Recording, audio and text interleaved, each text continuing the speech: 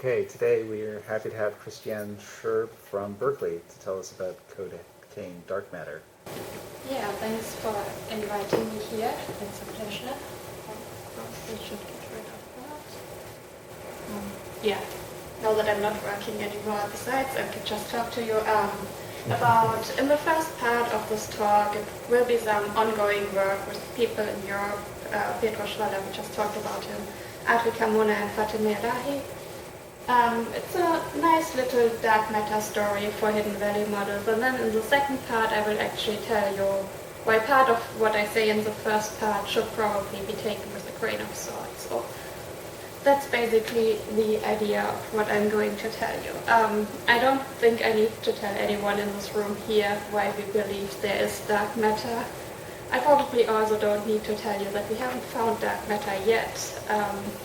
And I would argue not for lack of ideas and experiments, so just make this usual dark matter plot that everyone shows, and I just added some of the more popular, let's say, dark matter ideas we have. So we have in the light mass region, ultralight dark matter, also the QCD axion somewhere in there, and then on the very other end of the scale we have primordial black holes.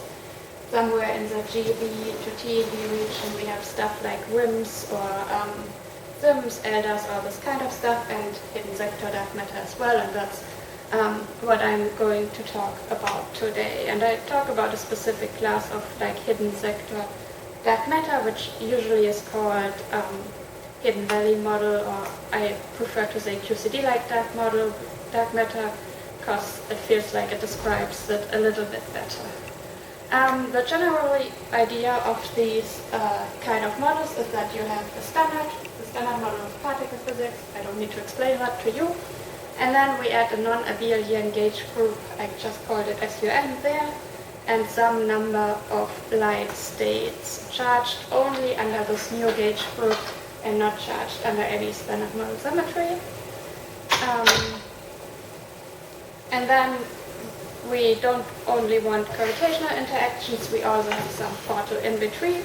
And for this talk, we will think of the bifundamental scalar as the portal, which is also called a T-channel mediator sometimes, because if you would produce the dark quarks shown as the little cones over there through standard model quarks, you would have a T-channel interaction, so this is why the name T-channel mediator.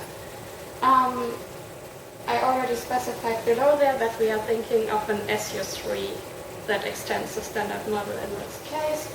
And then we can write down the Lagrangian shown below, where we have the kinetic and mass terms for the dark quarks. I just call them that for now, and also for the mediator. And then we also have this Yukawa-like term down there.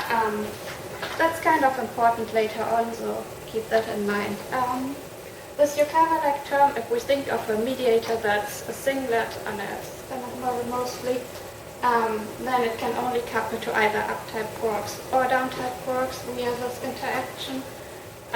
The phenomenology is slightly different for the lower mass region, but it doesn't make much of a difference, and we will look at both cases today. Good. Why do I call this whole thing also QCD-like dark sector? Well, we can think of the dark quarks in a similar way as we can think of standard model quarks. So if they have only a small mass, you can have the typical SU3 cross SU3 flavor symmetry and this is after dark confinement, shown on the left-hand side, broken similar to standard model with the 3 light quarks up-down strange. And we will have a pseudo-number Goldstone boson similar to the standard model. I've listed them there, I hope I'm not on the way actually. And you could, if you do the direct analogy to standard model, think of the pi dark 3 and pi dark 8 as the neutral pion and the eta, and then the other 3 would be the charged pion and the kaons. This setup, as I said earlier, can couple to standard model up-type quarks or standard model down-type quarks. What's interesting in both cases to study, and has been done quite a few times, is to think of the low energy phenomenology, where we can have either the dark pions decay into standard model hadrons or vice versa. So there's a bit of flavor phenomenology that can be kind of interesting and that has been studied by various people, Petro for example, but all others. One problem with that setup is that here the dark matter candidate is the dark baryon. That's not necessarily a problem, but it's not the nicest thing one could do. What we would prefer to have in general in this model is to have the dark pion also being the dark matter. So the idea of what I'm going to tell you is how can we get the dark pion to be the dark matter candidate. That's actually not hard to do. The only thing you have to do in this kind of setup is to extend not only by 3 dark quarks but by 4 or more. In that case, you have not the SO3 cross SO3 flavor symmetry, but an SU and F, where an F is the number of dark quarks cross SO3. And if you break that by the dark quark condensate, you will have some unbroken U1s, because NF minus 3 will be smaller than 0, larger than 0, sorry. Another way to do that, which might be a bit more intuitive, is if we look at the Yukawa-like term that I mentioned earlier. We can decompose this coupling kappa into 3 matrices. The first one I call V, that you can imagine is like a CKM-like matrix for the dark sector. Then we have U, that's a CKM-like matrix for the standard model sector, and then we have a diagonal matrix in between. Now, from now on, I will only talk about the case of 4 dark quarks, but in general, the whole story goes exactly the same if you go for 5, 6, 7, whatever number of dark quarks you would like to have. So are you assuming in the there's something special about 3 dark flavors? Is that because you're assuming you're somehow identifying the dark flavor with the quark flavor to avoid flavor problems? What is the exact assumption there? I don't think it's something special in that sense. I think the idea behind 3 dark quarks, which is what is mostly studied, is that it's the most similar to standard model QCD, right? Right, yeah, sure, I understand that. I think that's the main point, because of flavor problems you could run into, you will have them if you have more than 1 dark quark, or if I just thought if you had 3 dark flavors and you were willing to try and have some exact flavor symmetry. Mm-hmm. I mean, I guess the X picks a direction in flavor space, in the dark flavor space, as well as the visible flavor space, but then you still have 2 quarks left over, so you can't have an unbroken non-Abelian symmetry there in the dark sector. I'm just wondering why you're going from 3 to 4. Maybe it's not a super important point, but I'm just wondering, do you really need 4 or more, or couldn't you do it with 3, or probably not 2, but... I think if you do 3, you need to be more careful of your couplings and the directions of X you chose. While if you go for 4, maybe let me go to the next slide, you will naturally always get a coupling matrix that looks like this. Sure. And so you always will have 1 dark quark flavor that doesn't couple to the standard model. And so you will always have some dark pions, those bound states of the dark quarks that can't decay to standard model with unless you have higher order operators, but they are at the Planck scale, so we don't care of them for now. Well, if you only have 3 dark flavors, you don't have this last row, right? And then you can always, sure, depending on your choice of basis, but in principle, you could always have all dark pions decaying to standard model.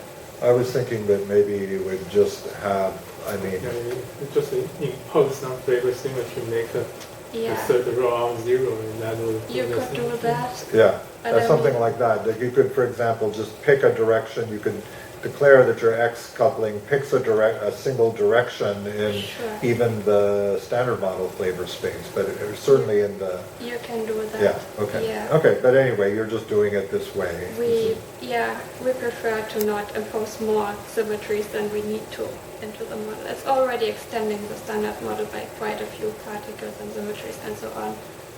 So we wanted to keep it like with this basic setup.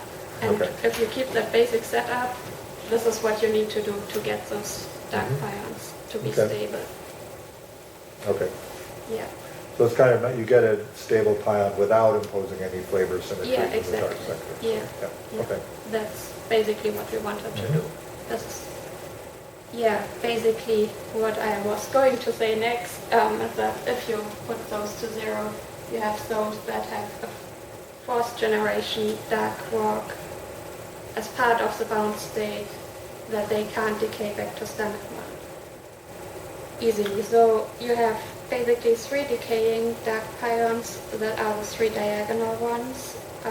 Again, 2 of them you could think of the neutral pion and the ether.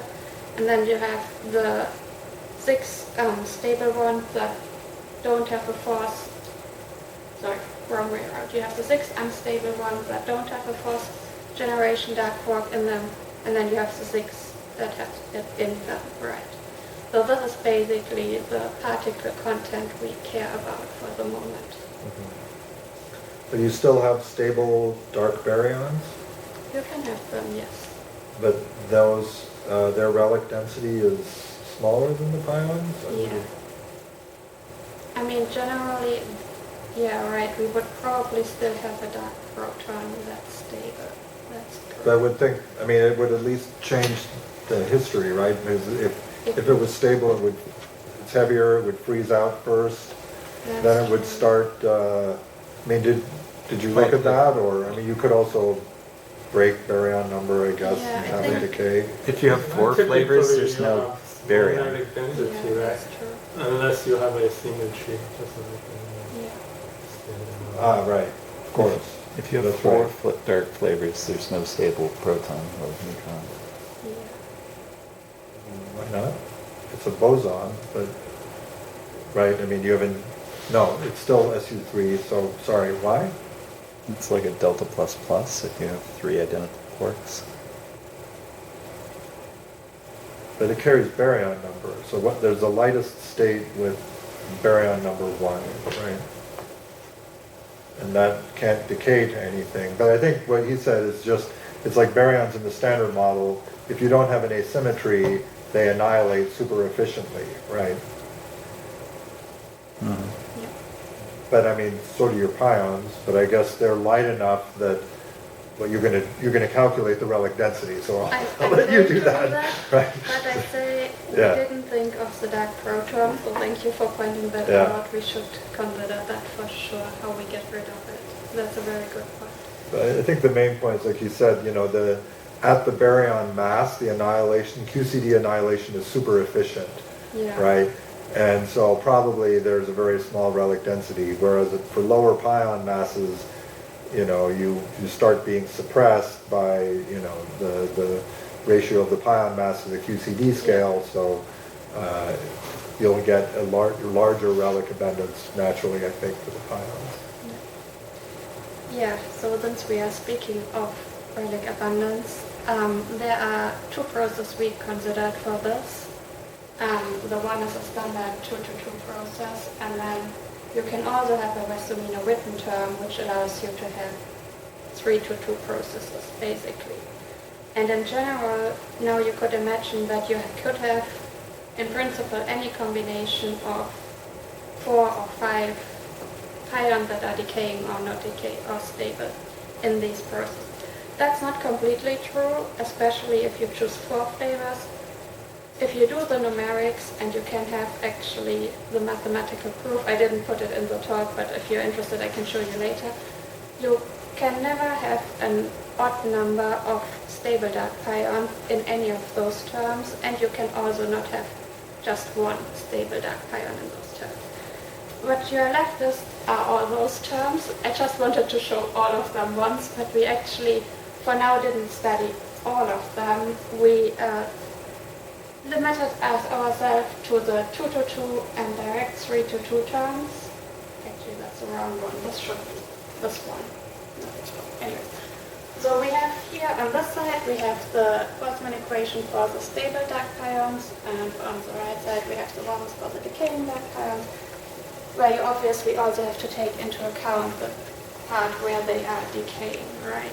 Sorry, can we just go back? It was a little bit fast. No, just one more slide. So naively, you might say, well, 2 to 2 processes won't change the number of pions, but of course you just want it to change the number of dark matter pions, Exactly. right? So are there 2 to 2 interactions that change the number of the stable pions that are your dark matter? There are. You can have 2 stable ones to 2 decaying ones. Okay. You can have that. Okay. Then my question would be then, though I would have guessed that if that's the case, then the 2 to 3 is always suppressed. That's correct. Yeah. Yeah. Because once it's perturbative, then, okay.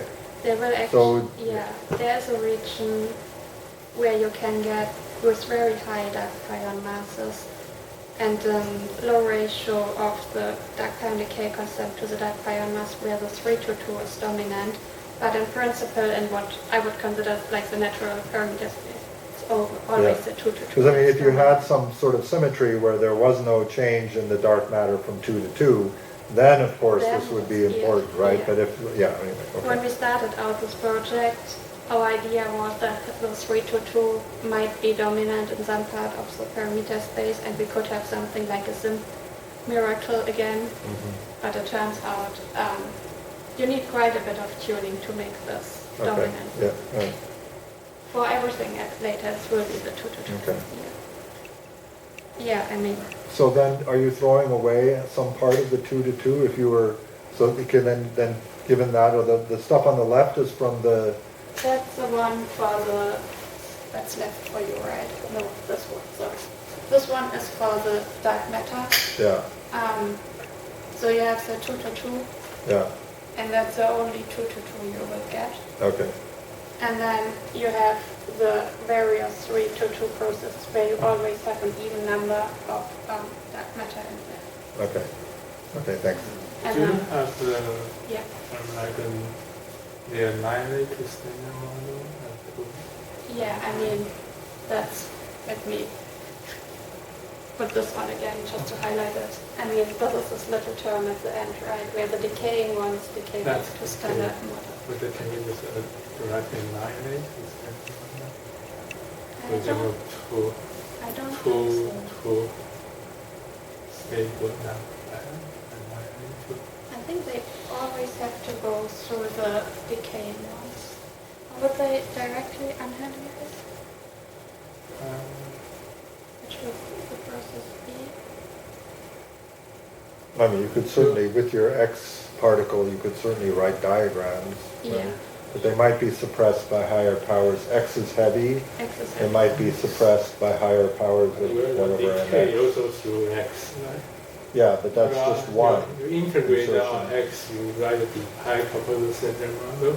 But the pi But I can mean, also have pi pi. for the dark matter That's true. pions, they will always have a zero coupling.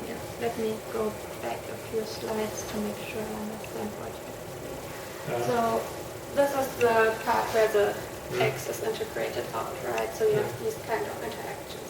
Yeah, but can you also have pi couple the center model? That's true. Yeah, you can But just I mean, imagine. if you have one of those in there, you will always have one kappa for something which would be zero in the basis we choose, right? So that should always go to zero. You're saying your light guy, Okay, you are. But it you could are be stuck something maximizing like- it just doesn't couple. but it could be something like stable, unstable meson goes to 2 pions in the standard model. Right? Like if you take your X exchange T-channel diagram and you just add like a hidden quark line like this on one side and a hidden quark line on this on the other side, that's giving you a annihilation of 2 hidden mesons going into 2 standard model mesons, right? then you have to look at the flavor structure to see if maybe you can have one light, one dark matter guy with one non-dark matter guy scattering into some standard model stuff, right? Yeah. That's the kind of thing I think you're worried about. Yeah, I think with the flavor structure we chose here, that shouldn't be possible. Okay. But I will check it out. Because that has only one heavy X propagator, so naively it's sort of the same order Yeah. as decays. Yeah, that's true. Yeah, I will check that at some point. Probably not now. Okay. So yeah, we make some assumption that will constrain our parameter space a bit. So we say that all the dark pions are in thermal and kinetic equilibrium when we start out. And for that, if you compare to the Hubble rate, you get those relations out, which probably don't tell you much at the moment. The F dark is basically the dark pion decay constant, the M pi dark is obviously the dark pion mass, and the CQ is just the dimensionless quantity in the model made out of the couplings and the masses that will show up in the relic abundance calculation. And if it's larger than 10 to the minus 5, we will have the decay rate larger than the Hubble rate, so we are in some equilibrium. The last assumption we make is that the decaying dark pions decay basically instantly, and instantly in this case means smaller than 1 Hubble time. So decay rate is smaller than Hubble. What's your typical, well, you write down this dark pion coupled to standard model, it's like A of P like interaction, right? Yeah. What you write in terms of kappa. What's the effective FA, if you want to call it? I mean, the A of P decay constant? That's the combination which if you write a 1 over FA P pi equal to standard model curve. So if you have 1 over FA, so FA includes the mediator mass squared, right. which is a couple TeV usually, and then it has some factor of kappa squared, which we usually assume to be between like 10 to the minus 3 and 1. So now you could calculate what that gives you. You have 1 over F mx squared. Yeah, we have And what's the energy in the numerator? The F pi should be FD. FD, yeah, sorry. Okay. What do you assume on FD? What's the range?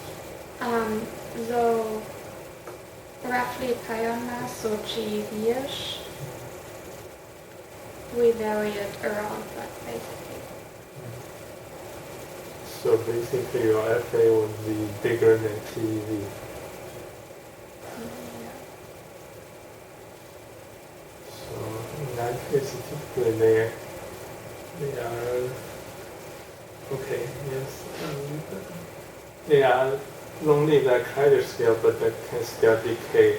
Well, cosmologically, it's still okay. That's fine. Yeah. Yeah, so as I said, we only look at the 2-to-2 and 3-to-2 processes, and as Marcus already pointed out, it's the 2-to-2 process that will be dominant, so I just wanted to mention that again. And of course, we need to think of the decay. This kind of setup, if you only consider the 2-to-2 processes, some people also call impeded dark matter or something like that. So Joachim Kopp and some others have worked on that a while ago, if someone is interested. Yeah, so that gives me the dark matter parameter space. Wow, that's interesting colors. So what for me looks like a gray region over here is where we would overproduce. So there we would overproduce, that's excluded. Then what's supposed to be a red line is where we would get exactly the right relic abundance, and then the red dashed line that we can show here is where we would have 10% dark matter from this model basically. There are also a couple of constraints, let's say, in this plot already. So we have, for me on my computer it's orange, I don't know what color is here. Shades of pink. All shades of pink. Yeah, I don't know what This is basically the CMB constraint, that is the shaded region. Then we have the constraint from Fermi-net, from indirect detection. That's a blue region. That's one of the parts where there's a big preliminary because of this, because what we would have is dark matter, dark pions decaying into standard model, into decaying dark pions, decaying into standard model. So we are not completely, we might not be completely accurate with the cascade decay. So it takes this blue line with a grain of salt. And then we have in supposedly green the direct detection constraints from Lund Jet Plane, where you have dark matter, dark pions scattering off of nuclei for two different lifetimes. So where the solid lines here and here is where we have roughly lifetime of 1 centimeter, and then the other one is So what do you assume on the mass, the dark pion mass for stable one and the decay one? they have for us all the same mass. Okay. They are, I mean, we start out with giving all of the dark quarks the same mass, which technically gives all of the dark pions the same mass, but there are some small higher order correction terms, so there might be small mass splittings, but for now they are all the same mass. Okay. So by direct detection, do you mean, is that a collider production bound or something? Or Oh what? no, that's Lund Jet Plane. Just, what is the 1 centimeter? So I didn't, what is, That's the lifetime of the decaying dark pions for that. so you're just I saying that that's what it is at the boundary? I'm just trying to understand. Yeah, I mean, At the in principle, this model has too many parameters to just to do too deep. Oh, so you just made some So- assumptions. We made some assumption and varying, for example, in this plot, the mediator mass, you can get different lifetimes, for example, right? Okay. So this is how this comes. It direct detection is like linear package. Yeah. And is the cutoff at large mass just because of the flux? I guess it's just the flux. The cutoff for the... I mean, just the fact that the, But how the about if they don't couple to standard model? I mean, they scatter off, right? there's the XD. It's the mesane interaction. But I thought the stable Mediate. ones don't couple to standard model. Yeah. So the dark matter are made of stable ones. Yes. Then how do you directly detect that?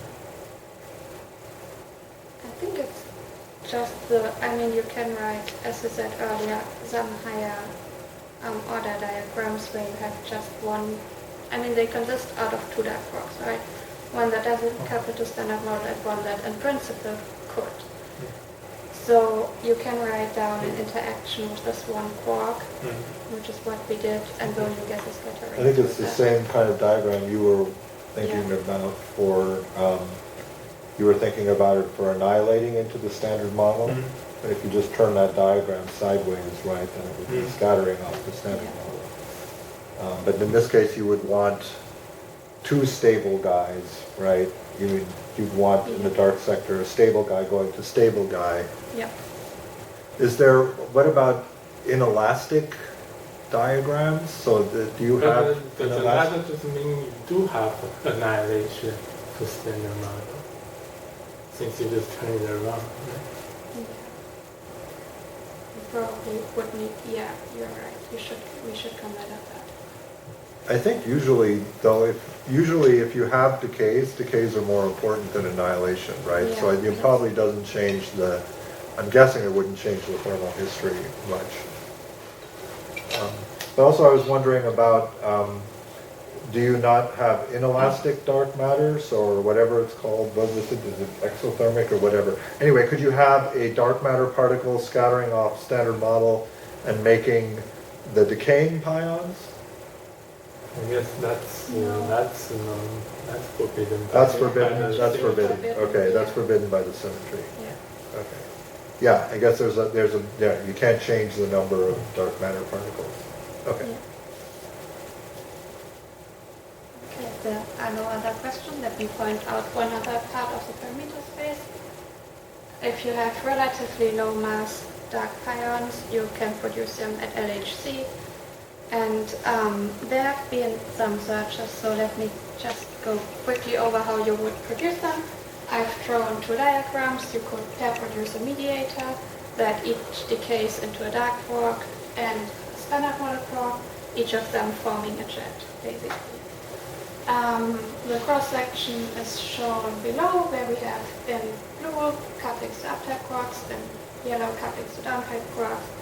There are two up-type quarks in a proton, so that's basically just why the blue line is a little bit higher. And then we have in the dashed lines we have the same for smaller couplings, so the solid lines are couplings all equal 1 and the dashed lines are couplings all equal to 0.1.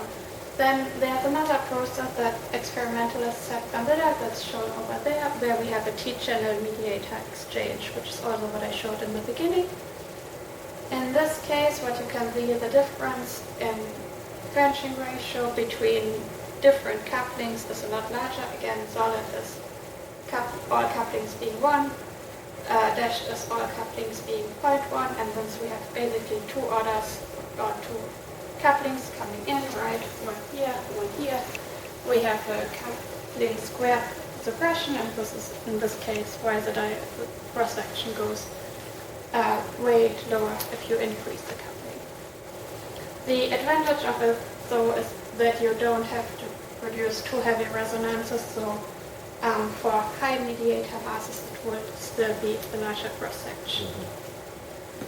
Okay, so now we have basically 4 jets, 2 dark, 2 standard model, so we can have basically two kinds of signatures in mind. We can have the case where the stable dark, the decaying dark pions decay promptly, so you would see just 4 jets, or so-called semi-visible jets, which are jets that have missing energy associated with the direction of the jet because there are, for example, stable dark pions produced in the jet. You can also have the case where the decaying dark pions are long-lived, or at least long-lived on collider scales, where you can have either if they decay outside of the detector, a large amount of missing energy, so you might have 2 standard model jets and missing energy, or you have these emerging jets where they emerge in the detector as shown below. I'm not the only person interested in this. Actually, Atlas and CMS have both searched for those kind of signatures. I just put the 2 most recent ones, which are with a full Gram 2 data sets. So semi-visible jets is, for an experimentalist, is defined how? You have a jet and you have a large amount of missing energy associated with the jet direction. Right, and the jet direction, I Yeah, see, right. I mean, let me go back. I Yeah. tried to draw it, but Yeah, I'm yeah, not no, it great makes at sense. drawing it. So the dashed line are supposed to be like the stable dark particles that are just seen as missing energy, and Okay. they flow with the jet. Yeah, that's cool. It's something like, okay, yeah. Yeah.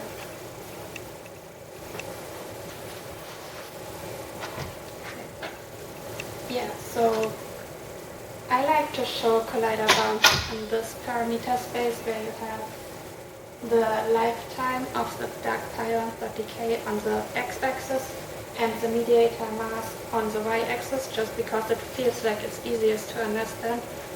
Obviously, this changes a bit if you change, for example, the dark pion mass or the coupling constant, the coupling in general. So these again are on the left for couplings equal to 1 and on the right for couplings 0.1. Yeah, as I said earlier, I didn't say it, but I'm going to say it now. The semi-visible jet search was performed specifically with a T-channel mediator exchange. So if you go to smaller couplings, we have seen that the cross-section is way lower, so this is why there's no orange line on the plot over there for couplings smaller. What's maybe a little bit interesting, but not super surprising, is that the net search, so which is in blue, doesn't lose sensitivity even if we go to prompt dark pions, because we always have the stable dark pions also being produced, so they will always be missing energy in an event. What else could I say about this? The green lines are just two different types of searches that Sorry, so this one is the mass of the mediator, mediator, that's the heavy particle, and that is and the the. lifetime of the dark pion. So, am I looking at the?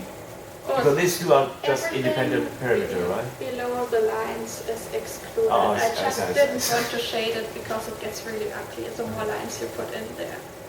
I see.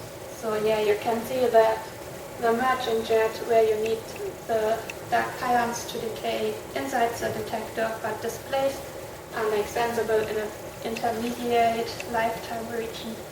And then if you want to have 4 jets, you want everything to decay prompt. So it's more sensitive if you have small lifetimes than if you have large lifetimes, for example. And you draw this line based on the cross-section and the integrated luminosity. Partly, yes. I didn't want to go over the details of the recast, but I can tell you. So for the emerging jet search, the experimentalists actually give us efficiencies and the amount of background for lifetimes and mediator masses. So we can simply scale those with the luminosities and cross-section we get. We don't have this for the net search and the for jet search. So we basically try to do a cut and count analysis, take the cuts they did for the experimental, use it on our simulated data and get the efficiencies that way. You went to higher C tau, right? I mean, it's impressive that even like, for example, the semi-visible search doesn't look like it's dying out yet at 1 meter, right? Yeah. So you just stop the plot, but you have results for far much I'm larger. sure you could. Yeah. In principle, those 2 lines will stay like this all No, but in that the other direction. direction. And this, Yeah. the same thing. I mean, this will probably go a bit more down if I plot it further. Yeah. But you could go to whatever lifetimes you want, and you would probably still have some level of sensitivity. Yeah. Yeah, I think that just lifetime is low enough, it doesn't matter for this search. As long as it's not an emerging jet, you are not trying to identify the vertex. Well, yeah, it sort of doesn't starts matter. going down, the rate starts going down like 1 over C tau or something, No, right? no, because these are, you are looking at the things you can see. You do have standard model quote jet coming from standard model particles. You are looking at standard model one, not from the decay. Maybe I don't understand. I thought these emerging jets were coming from Yeah, decay. only emergent jet you stop. The others you just extend. Right? Yeah, but that's what I'm talking about, the emerging ones. Yeah, the emerging ones will eventually go down, right? Because you're Yeah. I mean, you won't, because they're going to emerge later and later, and so Yeah, this is the all- probability of being in your detector, but it only goes down like 1 over C tau or something, right? I mean, Eventually, or no? imagine, yeah. I can't tell you for sure because the experimentalists just dropped that parameter region that Oh, they I show. see. I mean- They're the culprits. It's their fault. Shouldn't be yelling I at you. mean, but you can kind of see it in this figure that they go down right on both sides. So. Yeah, but, okay, well, not that much. I mean, okay, anyway, it's their fault. We don't So the complain. dark green is neural network. Yeah, I mean, So it's so safe black. maybe don't trust it too much because, I mean, recasting neural network searches is always a bit of a, yeah, should we do it or should we not do But it? it's weird that they would stop at such small C tau. I mean, 1 millimeter? no, I mean, I'm sorry. No, I mean 1 meter. I mean, they should go to kilometers, whatever. They should be going to, I mean, part of the tail would always still decay. Yeah, but it that's what I would mean. die. yeah, But, that's what I'm not saying. an They should. experimentalist. I mean, I tell them if I don't like their searches. For example, I also don't like what they did at the semi-visible search, and a couple of the theorists looking at that have told them, so let's hope they do a better one at some point. Okay. We'll see. Okay. Same thing, just in a different plane. As I said, we have a lot of parameters we can play around with, and using the lifetime, we can all convert them into each other. So this is the thing thing, but now I'm showing it as a function of the dark pion mass. Yeah, I don't think there's anything new besides that it's a different frame in this figure. What you can see is that we can exclude dark pion masses up to a couple GeV for couplings being equal 1, which I didn't put there, but those couplings being equal to 1. And this is 0.1, so where we can exclude higher mass regions, which is just how the relationship of the different parameters turn out. This is technically not the full story of excluded regions, because you should also think of flavor stuff where you can have, for example, B meson decaying to a dark pion and a kaon or pion or whatever standard model particle. So what's good for couplings to up-type quark, actually the D meson searches have not been done. There are some D to tau pi to and then decaying to, no, it's not tau pi, it's tau nu and then pi mu nu. But there are no direct searches as far as I know that are D to pion and visible. They exist, however, if we think of couplings to down-type quarks, so you can have exotic B decays, exotic kaon decays, and so on. And they are kind of shown in here. So if you have a B to K and something hadronic, that's a red pinkish line. Oh, that's orange for me, it's green. And then if you have the B to K invisible, that's like the region up here, which is excluded just based on the lifetime. So that's a very simple recast we did there of the searches. Okay. Now let me put those next to each other, and so we have on the left hand side the constraints on the pion mass based on the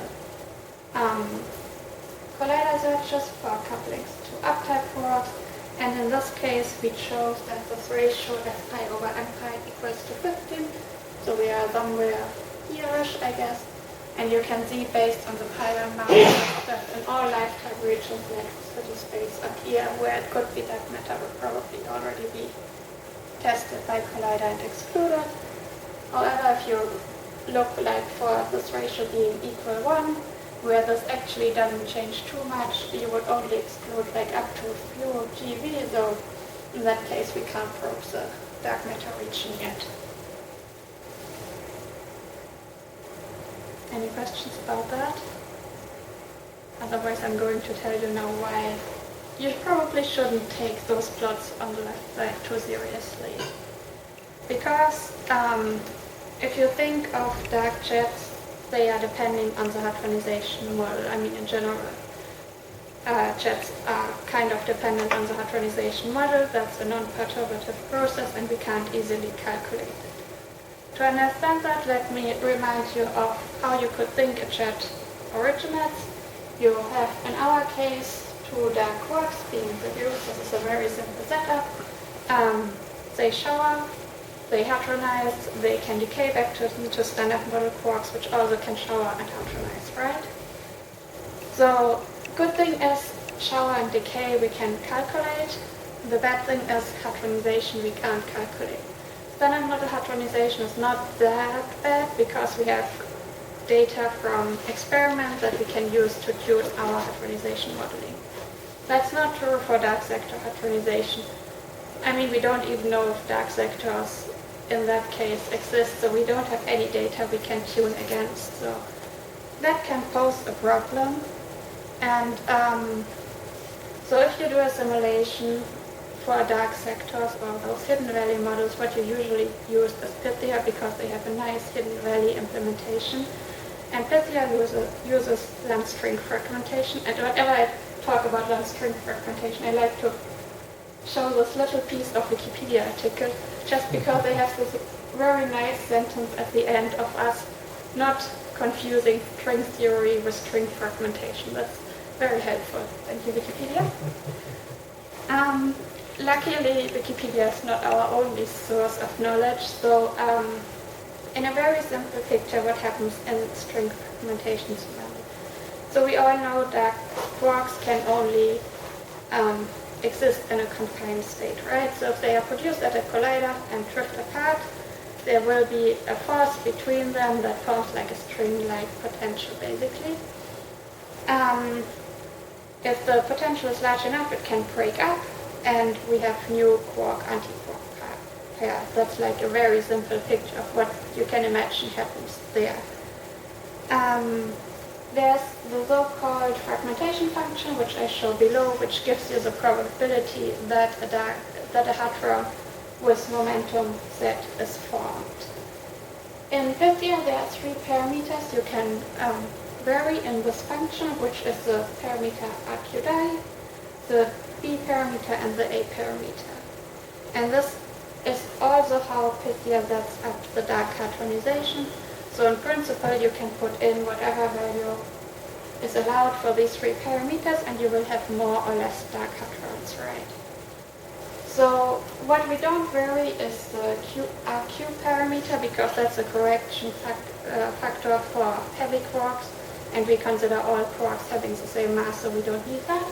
But we can vary the B and A parameter and see what happens to our models.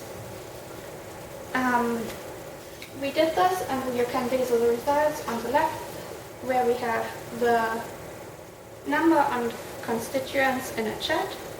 So do those parameters have some interpretation in the string model? Like B is somehow related to the probability of breaking? I mean, did these B and A parameters have some intuitive, is there some, to have some meaning in the string model? I've never seen this formula before, so. Yeah, I don't think most people look at that so much. Okay. I'm not sure if they have some intuitive interpretation. I know for sure that the values that are put into for standard model are simply obtained from fitting standard model data. But I mean, if you're going to change them, like, do you have any idea, like, how do you tell what's reasonable if you start varying these parameters? I guess that's my real question. The real answer is we don't know, and this is exactly why we do what we are doing, and vary them and see how we can find observables that don't depend on them. Okay, that's the makes whole sense. idea. Yeah. Because I mean, if we don't know, if we don't have data to tune them to, we can put in whatever. And there are currently some ranges for those given in Pythia that are allowed to pre-put in, but no one knows if these are reasonable. Because I mean, they're both in the exponent, right? So you would expect you're going to be very sensitive to them, but then also you might expect that they're pretty constrained because things can't go too crazy in the model, for example. I mean, do you know if things can't go Well, I don't. crazy? You're the one who's talking about the Lund string model. Yeah. So I don't know. Okay. Yeah, so what we did was going as crazy as Pythia allows us to do, and tuning those parameters in a way that gives us as much hadrons as possible, dark hadrons, and as little dark hadrons as possible. So in this plot you can see the black line is the standard model QCD, just 2 jets, and we count the number of hadrons we get out. And then the blue line gives the default, for the default A and B in Pythia for the dark sector. And then in purple and in green we show what happens if we change those 2 parameters to give as much and as little hadrons as possible. And you can see that if you would say, okay, we put a cut on like the number of constituents, we could lose pretty much all events depending on what hadronization model is the correct one, and we don't know what's the correct one. So, sorry, N constituents, this is at some fixed energy, and N constituents is the number of hadrons that you're getting? Exactly. I see. So you can get 450 hadrons sometimes. Yeah, I mean... Okay. The point why you can get more for the dark sector stuff is what I told earlier. You have first the dark shower that produces some number of dark hadrons, each decay to 2 standard model quarks, which shower again, which produce hadrons. So you have for sure more hadrons than just in a standard model jet, unless you tune And this masses. depends on the dark pion mass, right? It does. There's, Yeah. there's some choice of parameters. This is the next thing I wanted to show you. In this figure we have kept the hadronization parameters the same, but vary the masses of the dark hadrons. So the blue one is basically the benchmark point we used for our study, and then the green one is the one that was proposed in the Snowmass dark shower paper. And you can see they have kind of different masses for the dark pions and dark rho, and it changes the amount of hadrons you get a lot. So if you do a search and scan over, for example, the dark pion mass, you might want to be wary of that change.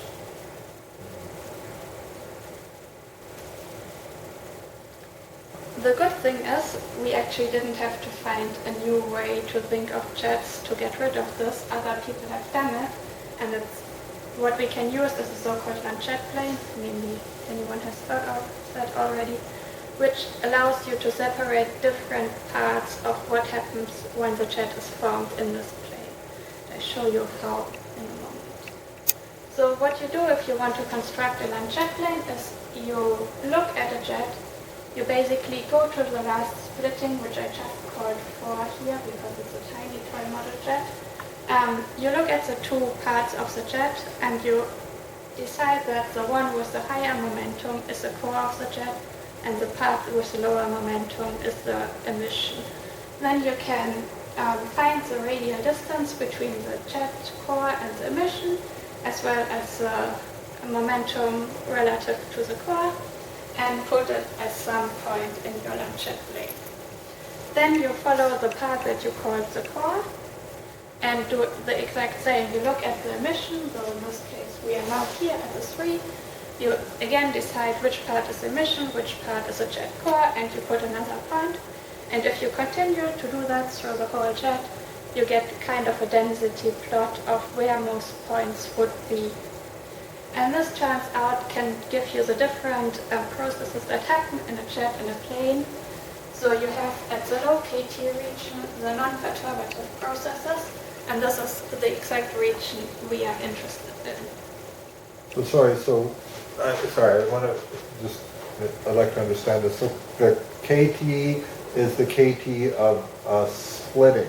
Of the emission, yeah. And what is, I know you said it right, what is delta again? So what is delta? Sorry, I have it here in a nicer way. It's the radial distance of the emission from what you defined as a jet core. Okay, so that's like a position space thing. It's the, okay. And the claim is that this is somehow reflected in the distribution of hadrons. This is, okay. Yeah. Okay. Okay, so then can you describe the next thing again? Is, Yeah. Okay. All right.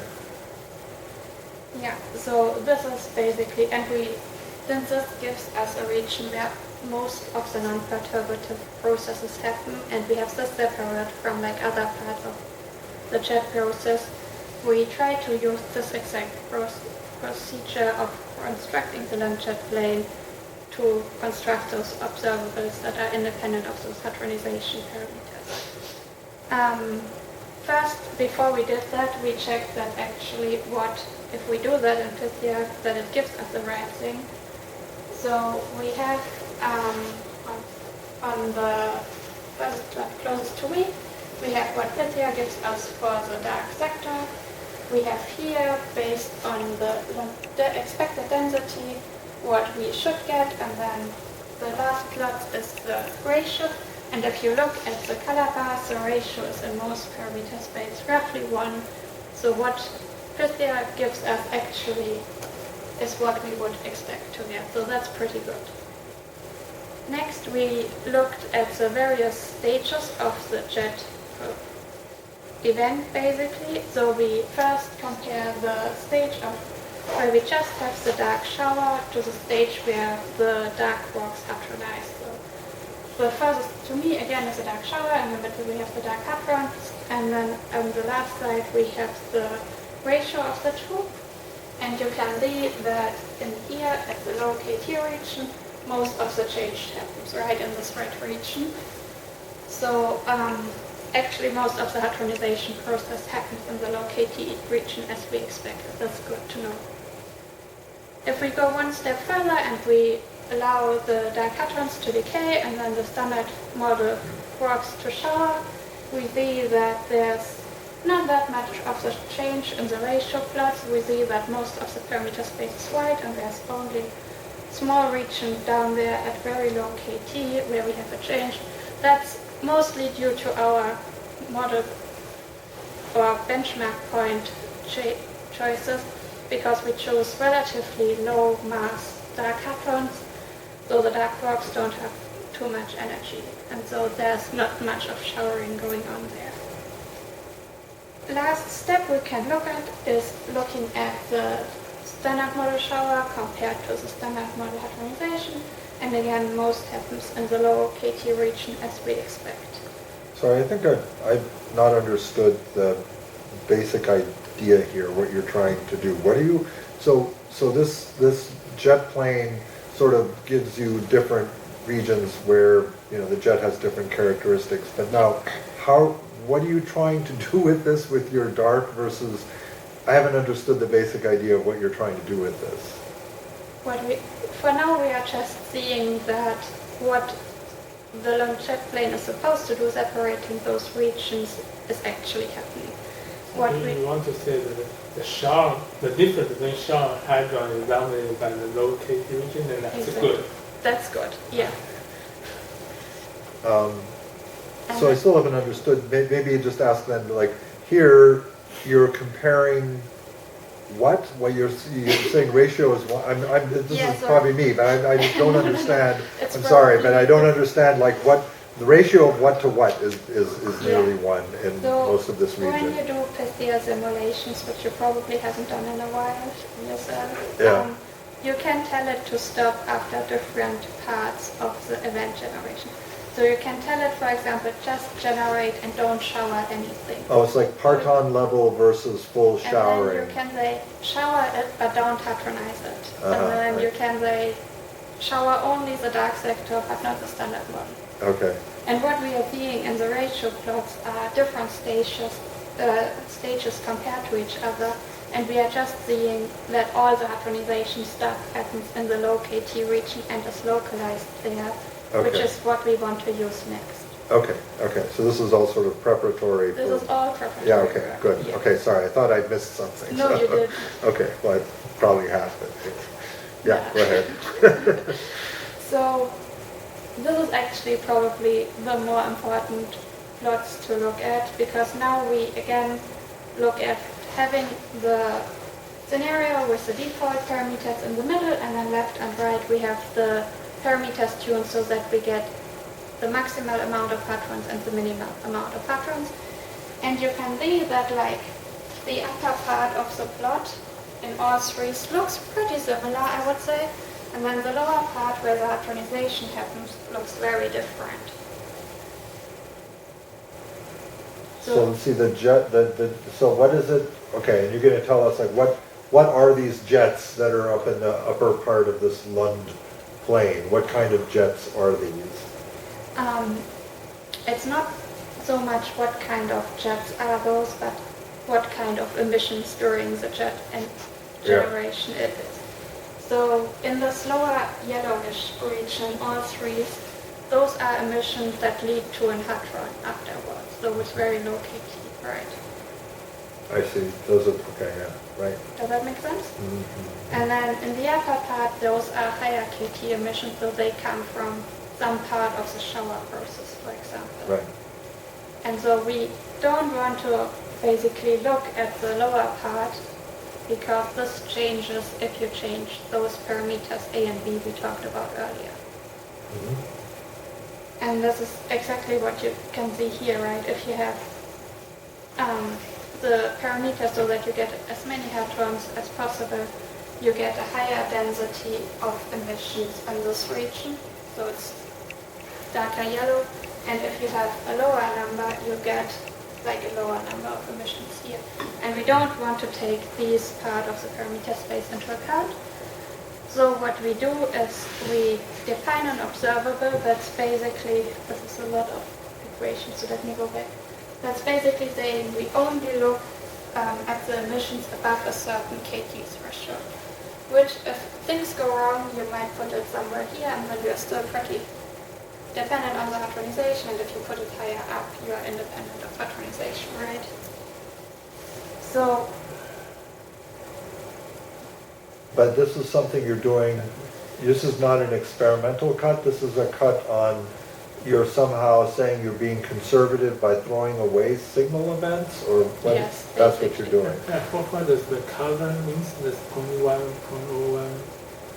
oh, What this do is the density of the jets, or jet emissions. So for each jet emission, you put a point in, and so this is just the relative density of how many emissions would happen in this part of the with those parameters, with this radial distance and kT. So you will have more in yellow. Right? Yeah, exactly. So if you make such a cut, you cut out a lot of events. I mean, not all of them, but we cut out quite a few of them, and that's correct. I mean, this is But all. why don't you just take a more conservative one? I mean, we do. We do this cut and we varied it and compared it to 3 different jet substructure variables. The jet energy sharing, the jet constituent number, which we looked at earlier, and the jet mass. And what you see is that you get out something like on the left side where we put performance versus resilience. So resilience is basically how dependent it is on hadronization, and performance is how many events it gets.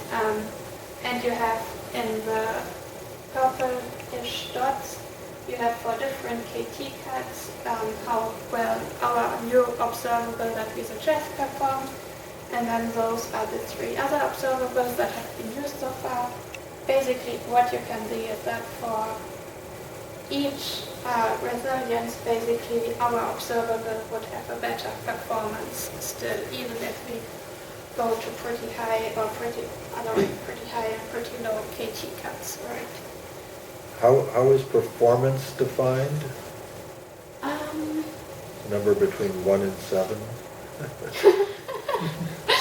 No, what, No, I just mean, does it mean like, is it usually would be something like a fraction of an Yeah. acceptance or something, right? It's But an an acceptance acceptance. wouldn't be a number between 1 and 7, so I'm just wondering like, what's roughly what is performance in 2 versus 6 mean? yeah, it's basically, I mean, it's kind of defined over there, even though I call it background rejection over there. So it's basically how many background events would be, that are actually standard model or something else, would be rejected for something that has a different hadronization. Okay. So in a way, it's kind of like you're trying to, it's in the same spirit like you define IR safe observables. So because you can compare them better with theory, it's in the same spirit, but you're pushing things a little bit with, it's not strictly IR safe, it's modeling, but it's the same idea, right? Yeah, that's true. I mean, this is basically what we put out so far.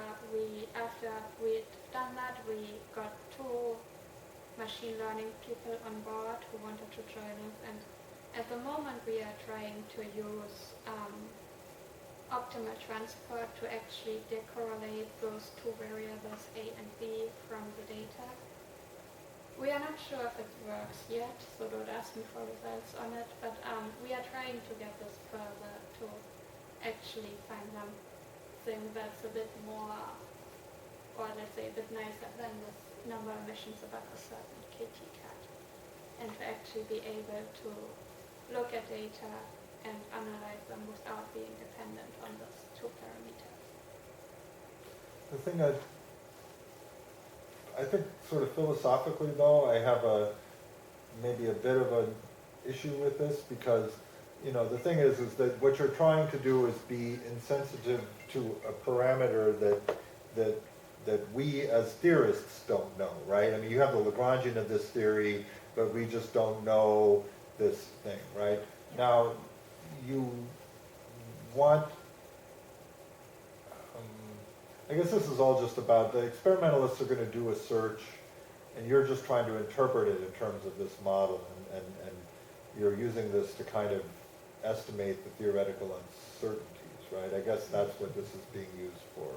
At Is the that moment, right? yes. I mean, long term it would obviously also be nice if experimentalists would consider using observables like this if they do dark sector searches, because in some of those they put some cuts on like parameters that might be, I didn't check for sure, especially for the semi-visible searches, dependent on like the number of constituents. Right. And then if they scan over the pion map, that could be a very bad cut, for example. So it Yeah, would 'cause be we- nicer to use an observable like this. Right? You know, we thought about, I mean, in a very different context, you know, like for sort of quark type models, you also have a lot of things you don't really know, you know, they're kind of like hadronization type things, you don't know what they are. But there, I think what we typically wanted to say is that if you're going to do an experimental search, we would sort of give like two extreme benchmarks. And the idea would be that, not that we believe either of them necessarily, but if you optimize a search for each one of them, you're probably doing a pretty good job in between as well. Yeah, You know what I for mean? sure, yeah. So I mean, in terms of optimizing searches, definitely coming up with observables, but then probably you just want to have some different benchmarks, right? Yeah, I mean, when we started this, the main point was bringing attention to the fact that this is something we should be thinking about. Because Yeah. for now, people just use the standard parameters, which could be the right ones, but we don't know, right? So it makes sense to think about what changes. And the main point was to say, look, if this is not the parameters that are the ones in nature, then your search might be not sensitive to the model you are looking for at all. Do you get a better efficiency for larger or smaller hadronization? I mean, this plot is only for larger hadronization.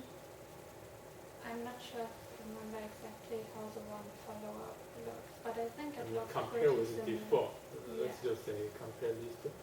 Epsilon, prime, epsilon. Which one is bigger? Which one? Epsilon is always the one for standard Yeah. hadronization. Epsilon prime is the one for larger hadronization. Yes, is delta epsilon positive or negative? Epsilon should be positive.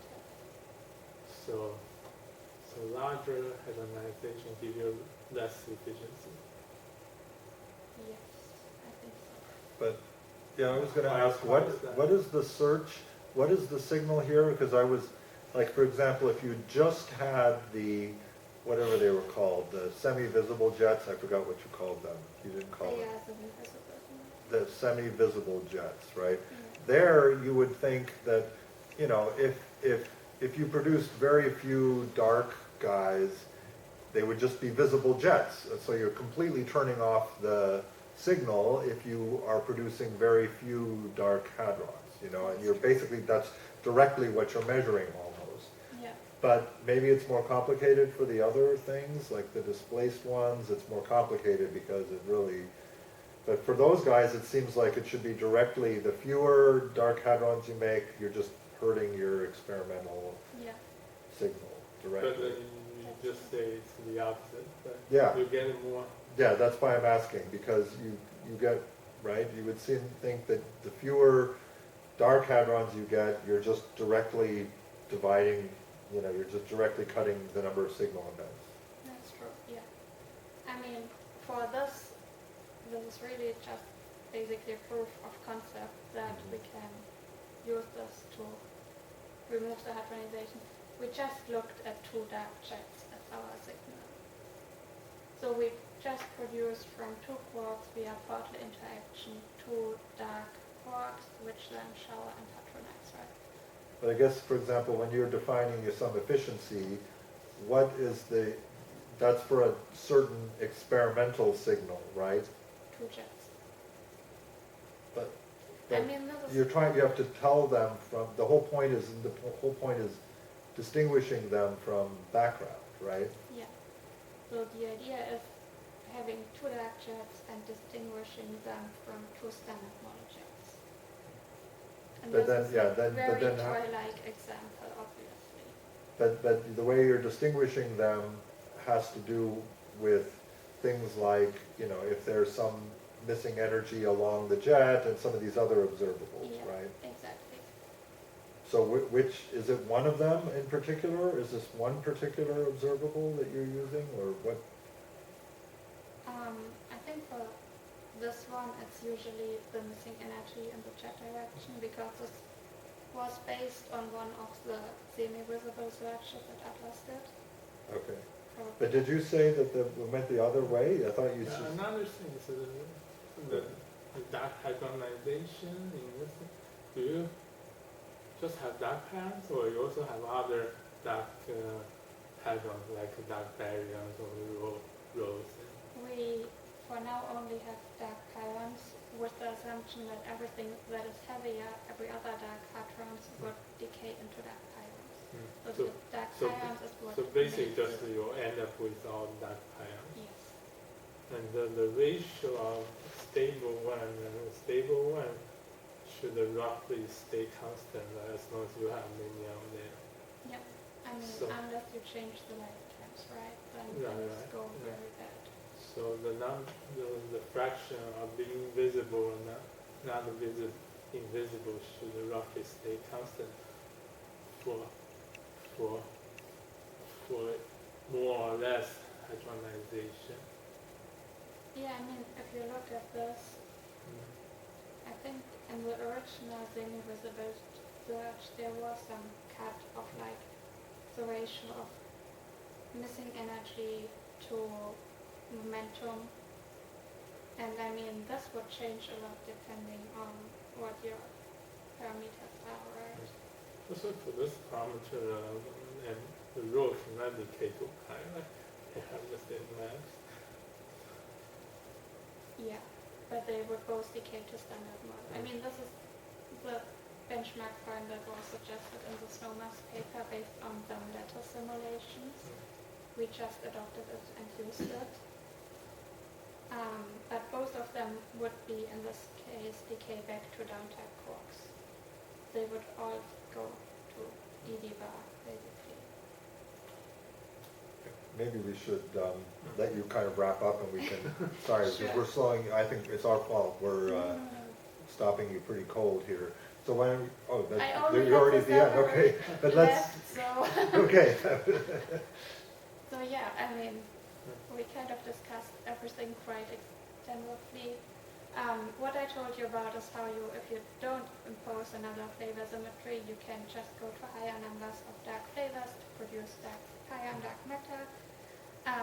I also told you that we didn't study yet the full Boltzmann equation, but it probably wouldn't change much. We are currently in the process of doing that. I showed you how the low mass or low mass region could already be probed by colliders at the moment. Based, we assume that they have hadronization independent or hadronization safe searches. And then just in the last few minutes we discussed how the Lund Jet Plane can be used to construct those variables. Yeah, that's it from my side.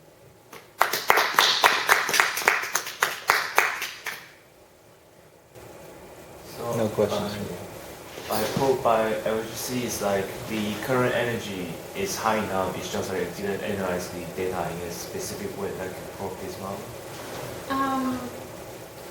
That's a good question. I mean, Sorry, what's the question? Like because we can probe it by LHC, does that mean that the energy of our collider right now is high enough? It's just that they didn't analyze the data in a specific way that is sensitive to this model? Or?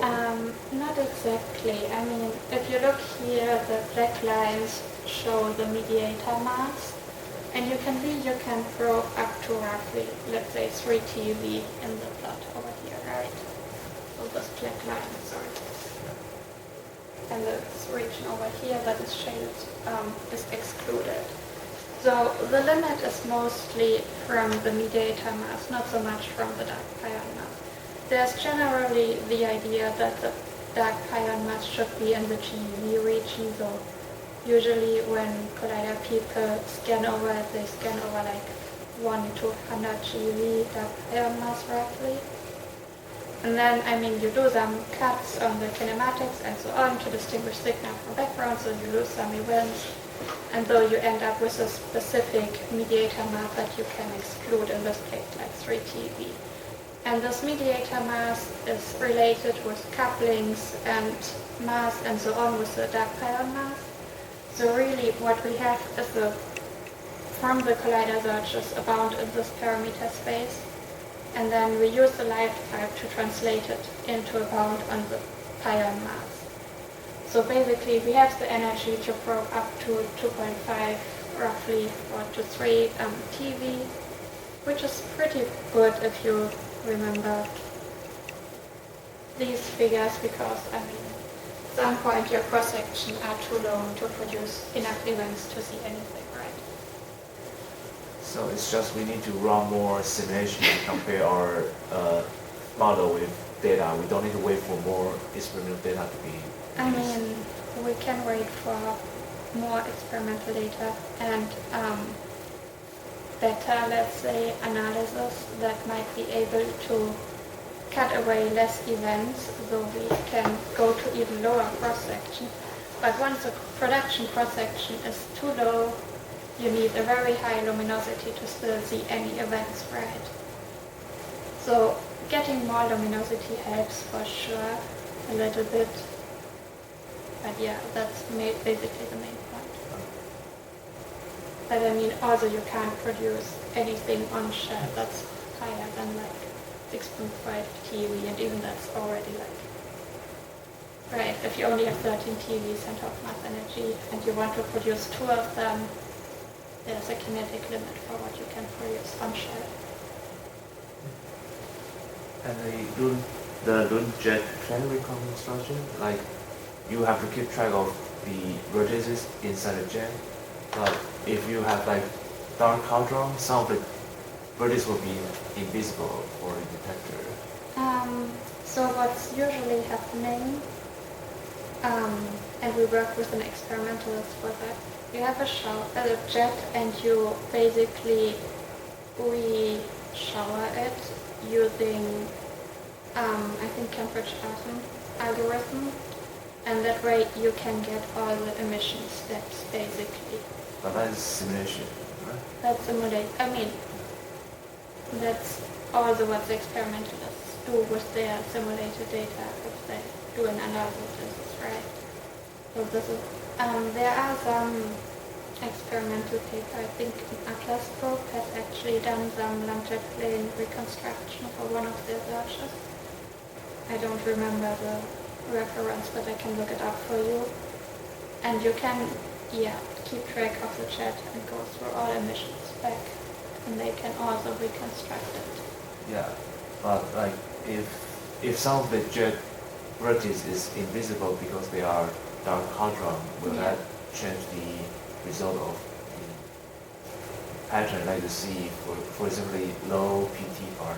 I mean, what you probably would want to do is construct something based on simulation and compare to what the experimentalists construct. And then you still probably want to not look at the hadronization dependent region to be sure nothing fishy goes on there, that you haven't, like that you didn't do the right fit or anything, and still look at the graph.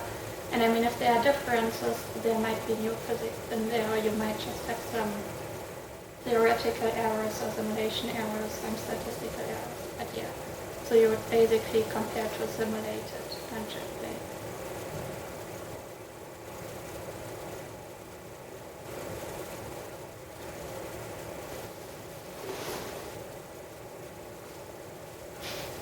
You're allowed to ask one more question.